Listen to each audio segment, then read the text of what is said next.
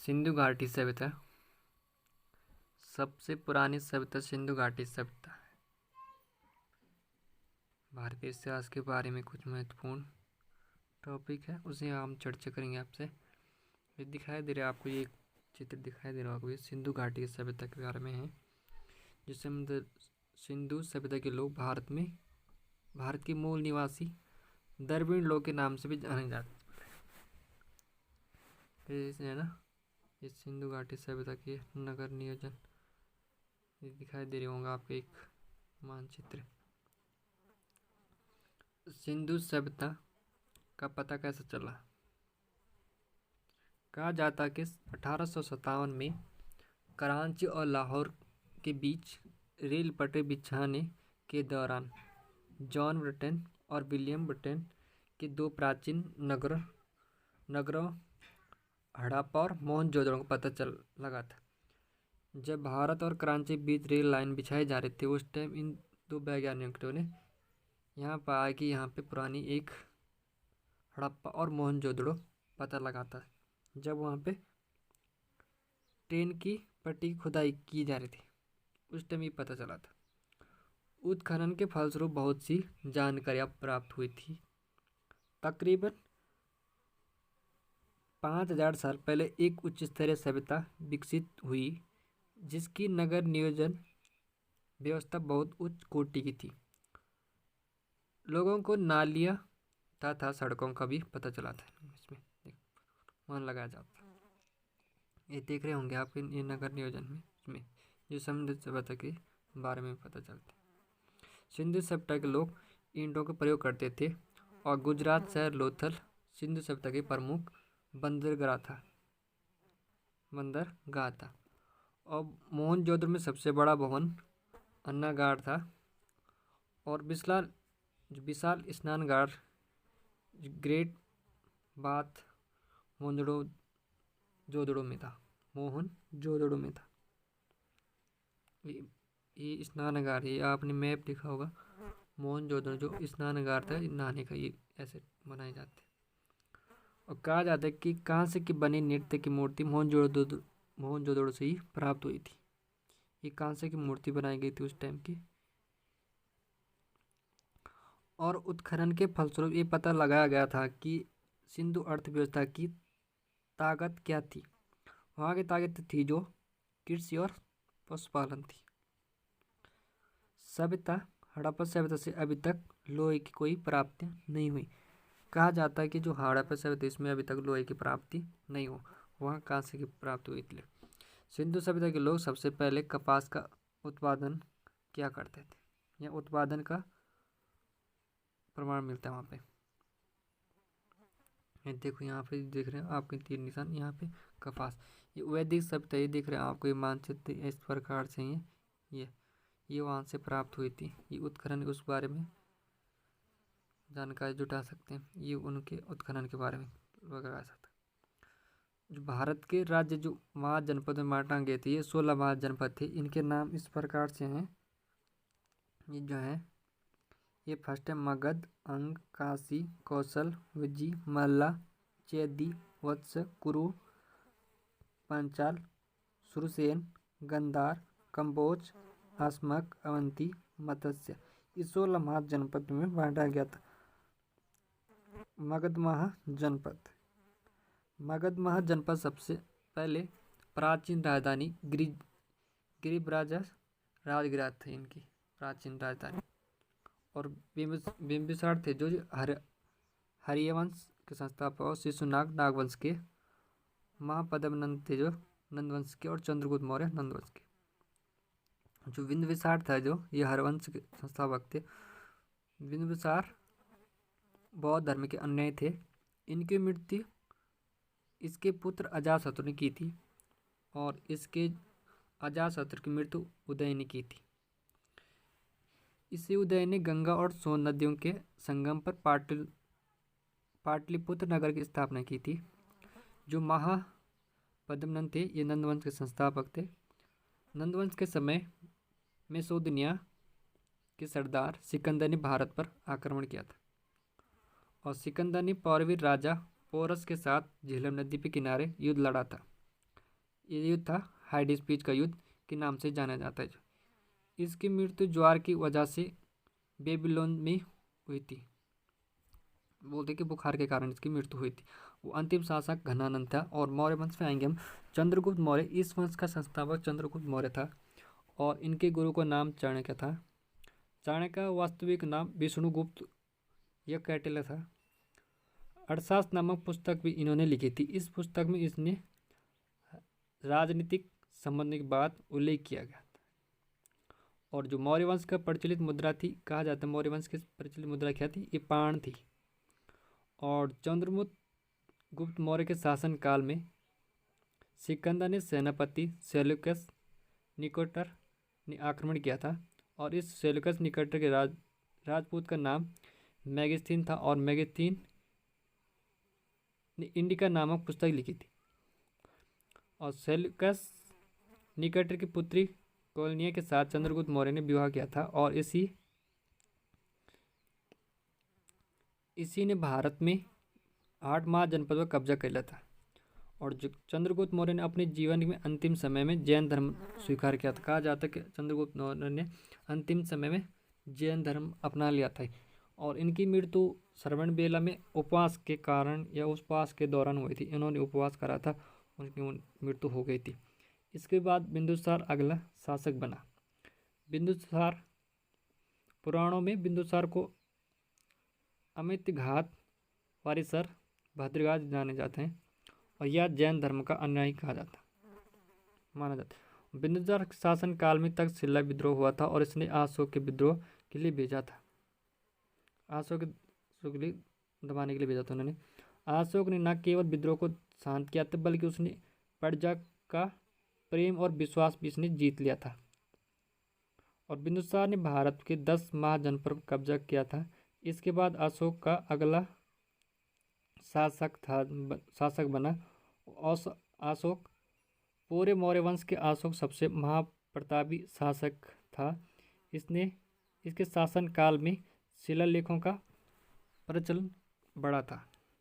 इन शिलालेखों की खोज सबसे पहले 1750 में फिंतलर ने की थी। और सबसे पहले 1837 में इसको जेम्स प्रिंस ने इस शिलालेखों को पढ़ा था। प्रारंभ में तो अशोक जैन धर्म का अनुयायी था, लेकिन बाद में कलिंग युद्ध के भारी मारकाट के बाद इसने शास्त्रों को त्याग कर दिया था। और इसने गौतम बुद्ध के शिष्य उपगुप्त से बौद्ध धर्म को दीक्षा लिए। और इस वंश का अंतिम शासक भद्र रहा था। इसमें नोट है, अशोक देवनामिनी प्रिय के नाम से विख्यात था। मगध महाजनपद। मगध की सबसे पहली प्राचीन राजधानी थी गिरि ब्रजा राजगिरा थी इनकी राजधानी। इसमें आएंगे बिंदुसार, यह हरिवंश का था शासक था। और शिशु नाग थे नंदवंश का, नागवंश का।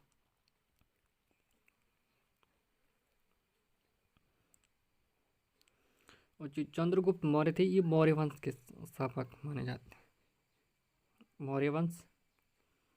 और इसमें ऊपर है श्रीगुप्त थे गुप्त वंश के। और शिमुक थे सातवां वंश के। और वसुदेव कवण वंश के। और पुष्यमित्र थे सुवांग वंश के। इसमें आएंगे गुप्त वंश। श्रीगुप्त ने भारत के 6 महाजनपदों को जीता था। इसके बाद घटोत्कच और फिर चंद्रगुप्त प्रथम अगला शासक बना था। चंद्रगुप्त प्रथम ने लिच्छवी राजकुमारी देवी के साथ विवाह किया था। इसने भारत में गुप्त साम्राज्य की स्थापना की थी। चंद्रगुप्त प्रथम के बाद समुद्रगुप्त अगला शासक बना।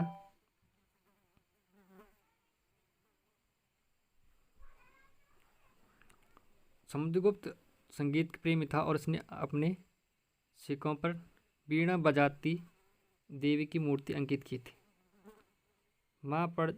महापराक्रमी होने के कारण इसे भारत के देश का नेपोलियन कहा जाता था। इसके बाद चंद्रगुप्त द्वितीय को अगला शासक बनाया था। चंद्रगुप्त द्वितीय यह भी एक महाप्रतापी शासक था। इसने भारत में शकों के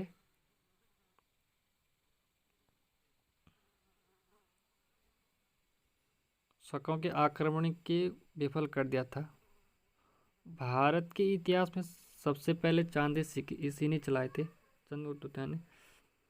और कालिदास, आर्यभट्ट, ब्राह्मीर, ब्रह्मगुप्त, श्रीगुप्त इत्यादि विद्वान इसी के शासनकाल में थे।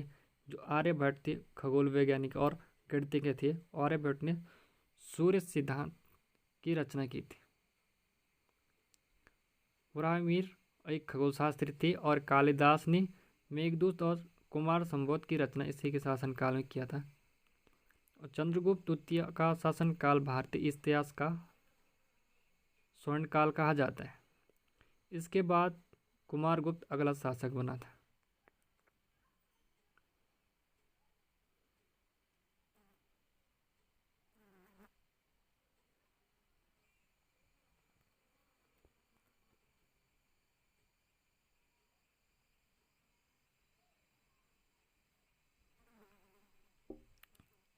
जो कुमारगुप्त थे, नालंदा यूनिवर्सिटी की स्थापना श्रीगुप्त ने की थी।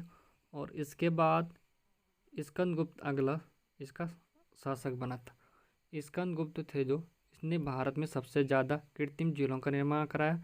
और इसी वंश का आखिरी शासक भानुगुप्त था। इसमें आएंगे हम कुछ मेन पॉइंट है। भारत में वेदों की संख्या कितनी है? वेदों की संख्या 4। ये दिखाई दे रहे होंगे आपके चार्ट, ये मानचित्र हैं जो मैप जैसे नृत्य करते हैं। वेद शब्द का अर्थ होता है ज्ञान प्राप्त करना। ये दिखाई दे रहे होंगे आपको वेद। पहले आएंगे हम ऋग्वेद।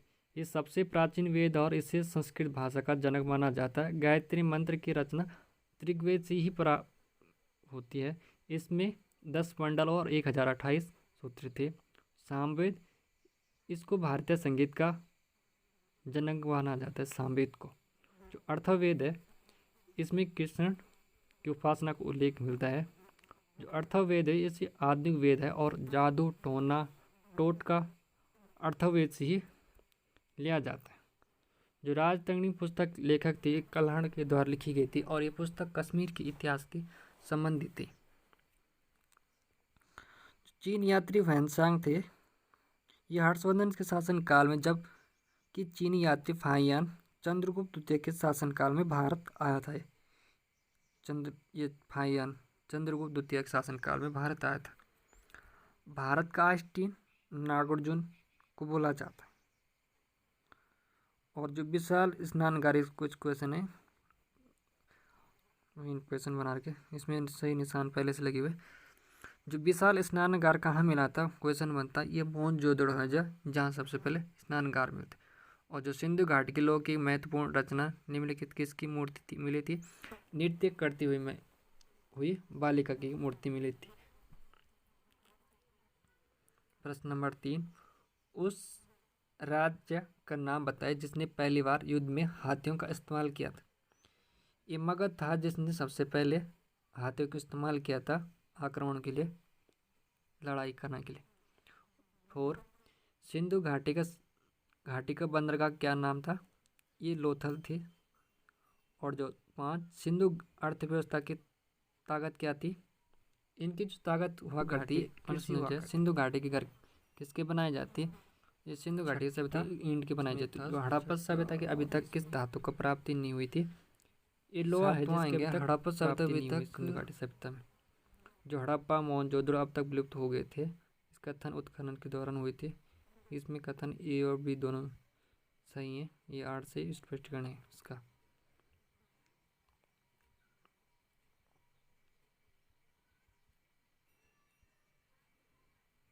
प्रश्न नंबर 9, प्रसिद्ध गायत्री मंत्र कहाँ से लिया गया? ये ऋग्वेद से लिया गया था। गायत्री मंत्र किसकी सेना ने ग्रीक शासक सिकंदर के साथ झेलम नदी पर युद्ध लड़ा था? ये पोरस थे जो इन्हें झेलम नदी पर युद्ध लड़ा था।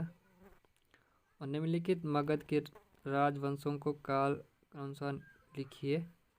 ये आएंगे पहले हर्यक वंश, फिर आएगा शिशुनाग, फिर आएगा नंद वंश, चौथा आएगा मौर्य वंश। यहाँ पे 12 आएंगे। बिंदुसार के शासनकाल दौरान अंतिम अशांति कहाँ हुई थी? एक तक्षशिला में हुई थी। बिंदुसार शासनकाल दौरान अशांति कहाँ हुई थी? यह तक्षशिला में हुई थी। 13 चंद्रगुप्त मौर्य ने अपने अंतिम दिन कहाँ गुजारे थे? ये श्रवण बेला में बेल गोल में इसने अंतिम ये अपने दिन गुजारे थे इसने। 14 दीवान मापीरिया के नाम से कौन से विख्यात थे? ये अशोक थे। इनका किसकी पुस्तक की? ये मेगस्थीन नामक एक व्यक्ति थे। ये मेगस्थीन व्यक्ति थे तो लिखी थी उन्होंने। और जो मौर्य दरबार के में ग्रीक के राजदूत का क्या नाम था? ये मेगस्थीन थे। मेगस्थनीज। अशोक ने बौद्ध धर्म साधु से प्रभावित होकर बौद्ध धर्म अपनाया था। साधु से प्रभावित होकर बौद्ध धर्म अपनाया था। शासनकाल ये अर्थशास्त्र के लेखक किसके समकालीन थे? ये चंद्रगुप्त के शासनकाल में थे। किस प्रसिद्ध शासक ने शिलालेखों का जनक कहा जाता? ये अशोक कहा जाता। 20 मौर्य वंश के तत्काल बाद किस वंश ने आकर राज किया था? इस शुंग वंश ने राज किया था।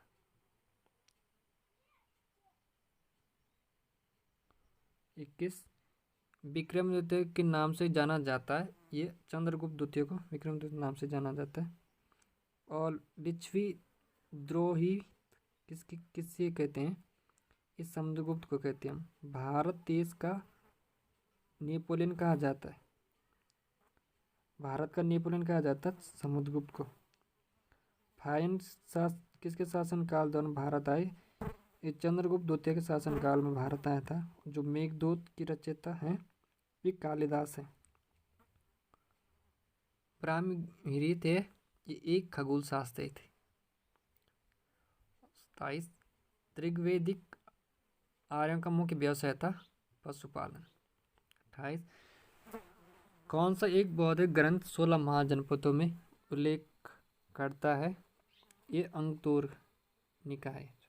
29 मगध के किस राजा ने राज्य के लालच में अपने पिता की मृत्यु करी थी? ये अजातशत्रु ने अपने पिता की मृत्यु कर दी थी लालच में आके।